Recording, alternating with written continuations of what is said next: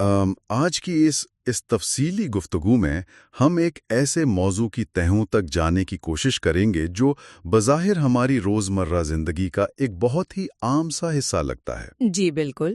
لیکن جب اس کا گہرا تجزیہ کیا جائے تو یہ ہماری پوری زندگی اور ہمارے سوچنے کے انداز کو یکسر بدل کر رکھ دیتا ہے۔ ہم میں سے اکثر لوگ جو ایک خاص خاندانی پس منظر رکھتے ہیں یہ سمجھتے ہیں کہ محض ایک مخصوص گھرانے میں پیدا ہو جانا یا روایتی طور پر چند کلمات ادا کر لینا ہی کامیابی کی ضمانت ہے۔ اور اپنے نام کے ساتھ ایک لیبل لگا لینا۔ ہاں بالکل، ایک لیبل لگا لینا۔ لیکن آج کی اس گفتگو کا جو بنیادی مقصد ہے وہ اسی سوچ کا تنقیدی جائزہ لینا ہے۔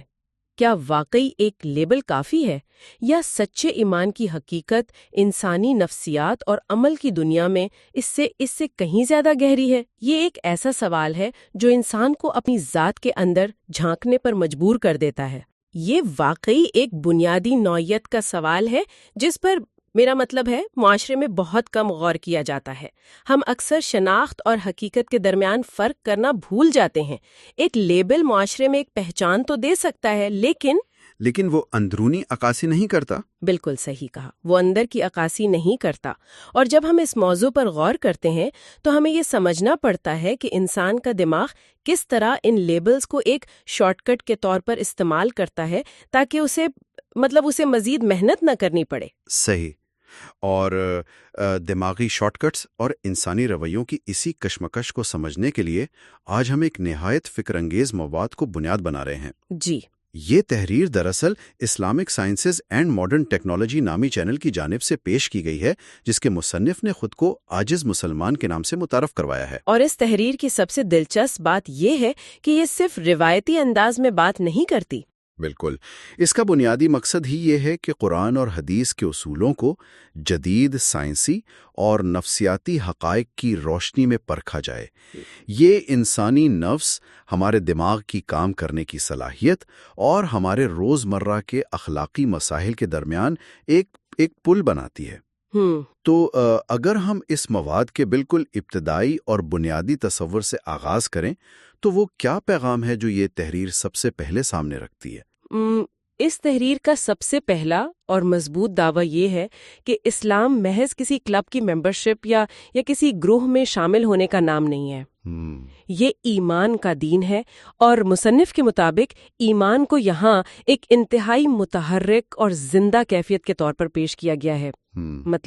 تحریر اس بات پر زور دیتی ہے کہ ایمان صرف زبان سے ادا کیے گئے چند الفاظ تک محدود نہیں رہ سکتا، یعنی وہ ایک زبانی اقرار سے بہت آگے کی چیز ہے۔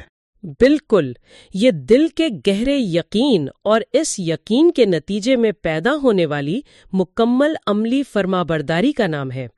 اگر ہم اسے نفسیات کے زاویے سے دیکھیں تو یہ انسانی رویے اور اس کے عقیدے کے درمیان مکمل ہم آہنگی کا تقاضا کرتا ہے۔ اور اکثر ہم دیکھتے ہیں کہ یہ ہم آہنگی غائب ہوتی ہے۔ جی، ہم اکثر اپنے ارد گرد دیکھتے ہیں کہ لوگ ایک مخصوص شناخت تو رکھتے ہیں لیکن ان کی عملی زندگی اس شناخت سے بالکل متصادم ہوتی ہے۔ یہ تحریر دراصل ہمیں اسی تضاد سے باہر نکلنے کا راستہ دکھاتی ہے۔ یہ تضاد والی بات بہت اہم ہے کیونکہ ہم اکثر اس چیز کو نظر انداز کر دیتے ہیں، اور اسی نقطے کو آگے بڑھاتے ہوئے تحریر میں سورۃ العنکبوت کی دوسری آیت کا جو حوالہ دیا گیا ہے وہ تو سیدھا انسان کی سوچ پر ضرب لگاتا ہے۔ بالکل، اس آیت کا مفہوم کچھ یوں بیان کیا گیا ہے کہ کیا لوگ یہ سمجھتے ہیں کہ صرف یہ کہنے سے کہ ہم ایمان لائے ہیں انہیں چھوڑ دیا جائے گا اور ان کی آزمائش نہیں ہوگی؟ یہ پڑھ کر انسان کو احساس ہوتا ہے کہ ہم نے تو ایمان کو بس ایک جامد کیفیت سمجھ لیا تھا، ایک سٹیٹک حالت۔ ہاں، ایک سٹیٹک حالت۔ ہم سمجھتے ہیں کہ ایک بار زبان سے کہہ دیا تو بس کام ختم، اب کچھ اور کرنے کی ضرورت نہیں ہے۔ اور یہی وہ سب سے بڑی غلط فہمی ہے جس کا یہ تحریر پردہ چاک کرتی ہے۔ دیکھیں، انسانی دماغ کی یہ فطرتی کمزوری ہے کہ وہ ہمیشہ سکون اور آرام کا راستہ تلاش کرتا ہے، شارٹ کٹس ڈھونڈتا ہے۔ جی، وہ چاہتا ہے کہ کوئی ایسا دعویٰ کر لیا جائے جس کے بعد مزید کسی جد و جہد کی ضرورت نہ رہے۔ لیکن یہ آیت واضح کرتی ہے کہ ایمان تو دراصل ایک مسلسل جاری رہنے والا عمل ہے۔ یہ کوئی سرٹیفکیٹ نہیں ہے جو ایک بار مل گیا اور آپ نے اسے فریم کروا کر دیوان پہ لٹکا دیا۔ زبردست، یعنی یہ تو ایک مستقل امتحان ہے۔ بالکل، یہ ایک مستقل امتحان ہے۔ اس کو سمجھنے کے لیے ہم ایک بہت سادہ سی لیکن گہری مثال لے سکتے ہیں۔ مصنف کے اس تصور کو واضح کرنے کے لیے فرض کریں کہ کوئی شخص دعویٰ کرتا ہے کہ وہ دنیا کا بہترین تیراک ہے۔ اچھا۔ اب اس کے اس دعوے کی سچائی ڈرائنگ روم کے آرام دہ صوفے پر بیٹھ کر تو ثابت نہیں ہو سکتی نا۔ بالکل نہیں ہو سکتی۔ اس کا اصل امتحان تو تب شروع ہوگا جب اسے کسی بکھرے ہوئے سمندر میں اتارا جائے گا اور اونچی لہریں اس کی طرف آئیں گی۔ وہ لہریں، وہ طوفان دراصل اس کے دعوے کی سچائی کا امتحان ہے۔ اگر وہ گھبرا کر ڈوبنے لگے تو اس کا مطلب ہے کہ اس کا دعویٰ صرف زبانی تھا۔ یہ تیراک والی مثال اس صورتحال کی بالکل درست عکاسی کرتی ہے، اور اگر میرا مطلب ہے اس مثال کو عملی زندگی پر منطبق کریں تو یہ سمندر کی لہریں دراصل ہماری روزمرہ زندگی کے چیلنجز ہیں۔ ہماری خوشیاں، ہماری پریشانیاں، دفاتر میں ہونے والے اختلافات، مالی نقصانات اور وہ تمام مواقع جہاں ہمیں سچ اور جھوٹ میں سے کسی ایک کا انتخاب کرنا ہوتا ہے، یہ سب وہ لہریں ہیں جو ہمارا امتحان لیتی ہیں۔ یعنی جب حالات سازگار ہوتے ہیں تو دعویٰ کرنا بہت آسان ہوتا ہے۔ جی ہاں، بالکل۔ لیکن جب کسی اصولی موقع کی وجہ سے نقصان اٹھانا پڑ رہا ہو اور پھر بھی انسان اس پر قائم رہے تو وہ دراصل اس دعوے کے سچے ہونے کا ثبوت ہے۔ یہ وہ مقام ہے جہاں عقیدہ انسان کے آرام پر غالب آ جاتا ہے۔ صحیح۔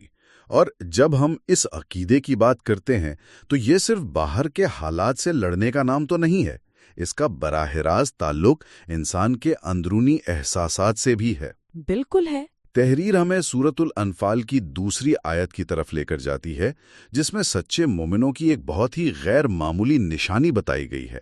مفہوم یہ ہے کہ مومن تو وہ ہیں کہ جب اللہ کا ذکر کیا جائے تو ان کے دل کانپ اٹھتے ہیں، اور جب ان پر آیات پڑھی جاتی ہیں تو ان کا ایمان بڑھ جاتا ہے۔ یہاں دلوں کے کانپ اٹھنے کا ذکر ہے۔ یہ کوئی معمولی بات نہیں ہے۔ بالکل، یہ ایک انتہائی طاقتور جذباتی اور نفسیاتی کیفیت کا بیان ہے۔ اور اگر ہم اس کیفیت کو جدید سائنس اور انسانی دماغ کے تناظر میں سمجھنے کی کوشش کریں، جیسا کہ مصنف نے کوشش کی ہے، تو یہ بات اور بھی واضح ہو جاتی ہے۔ دیکھیں، انسانی دماغ دو مختلف طریقوں سے معلومات کو پروسیس کرتا ہے۔ وہ کون سے طریقے ہیں؟ ایک ہوتا ہے محض دماغی تسلیم، جسے ہم انٹلیکچوئل ایکسیپٹنس کہتے ہیں، یعنی آپ نے کسی حقیقت کو تسلیم کر لیا لیکن اس نے آپ کے جذبات یا آپ کے وجود پر کوئی اثر نہیں ڈالا۔ صحیح۔ لیکن یہ آیت جس کیفیت کا ذکر کر رہی ہے وہ محض معلومات کو مان لینا نہیں ہے، بلکہ یہ ایک ایسا گہرا احساس ہے جو انسان کے پورے اعصابی نظام کو، اس کے نروس سسٹم کو متاثر کرتا ہے۔ یعنی یہ صرف سوچ کی حد تک نہیں رہتا۔ جی، جب خالق کی عظمت، اس کی جلالت اور اس کی طاقت کا سچا ادراک ہوتا ہے تو دل میں پیدا ہونے والا وہ خوف اور وہ تعظیم کوئی ڈرانے والی چیز نہیں ہوتی، بلکہ وہ ایک ایسا احترام ہوتا ہے جو انسان کے رونگٹے کھڑے کر دیتا ہے۔ زبردست۔ اس دماغی تسلیم والی بات کو مزید واضح کرنے کے لیے میں سوچ رہا تھا کہ اسے ایک اور زاویے سے دیکھتے ہیں۔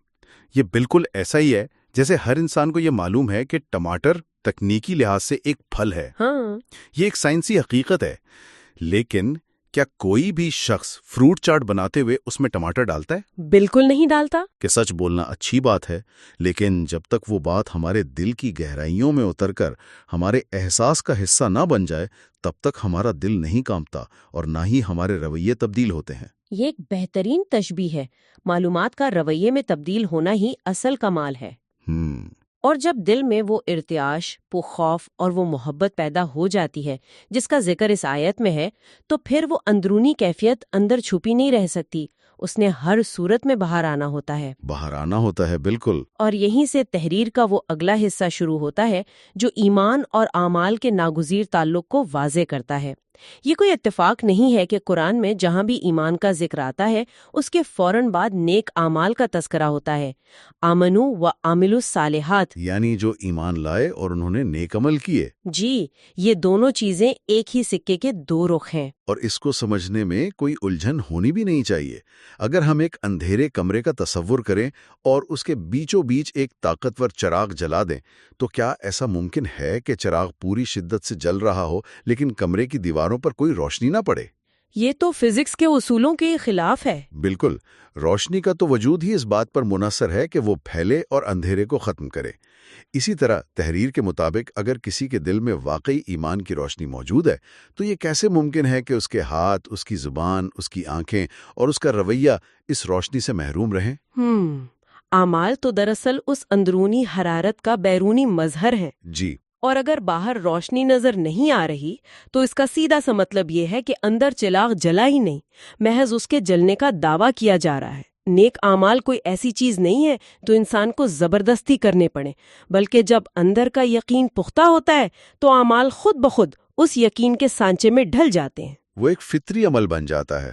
بالکل، آپ کا کاروبار کرنے کا طریقہ، آپ کا اپنے اہل خانہ کے ساتھ رویہ، آپ کی دیانت داری، یہ سب وہ آئینے ہیں جن میں دل کا ایمان جھلکتا ہے۔ لیکن ظاہر ہے اس روشنی کو باہر لانا اور اعمال کو درست رکھنا کوئی آسان کام تو نہیں ہے۔